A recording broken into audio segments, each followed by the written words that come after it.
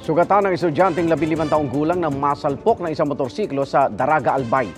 17 sasakyan naman ang inararo ng SUV sa Naga City sa Camarines Sur. Saksi si Chris Novelo ng GMA Regional TV, Balitang Bicolandia. Madaling araw nang araruhin ng SUV ang 4 na sasakyan na nakaparada sa gilid ng kalsada sa Naga Metropolitan Cathedral sa Camarines Sur. Pero imbes na bumaba ang driver, ang SUV humarurot paalis. Kalampag talaga sir, yung sobrang ingay talaga na bag sunod-sunod hanggang pagsilip ko.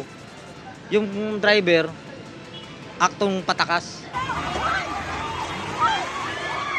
Hindi pa man nakakalayo ang SUV, binangga nito ang 13 pang sasakyan. Kalaunan, natuntun at naaresto rin ang driver.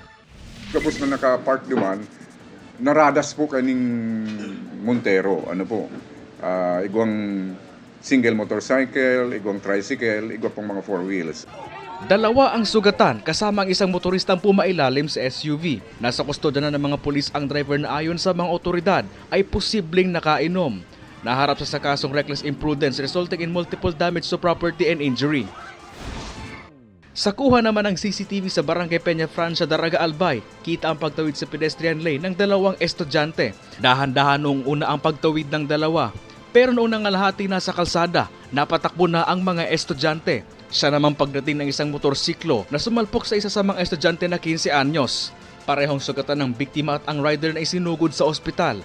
Ayon sa Daraga Municipal Police Station, nagkasundo na ang dalawang panig at sasagutin na lamang ng rider ang pagpapagamot sa biktima. Para sa GMA Integrated News at GMA Regional TV Balitang Bicolandia, ako si Chris Novelo, ang inyong saksi.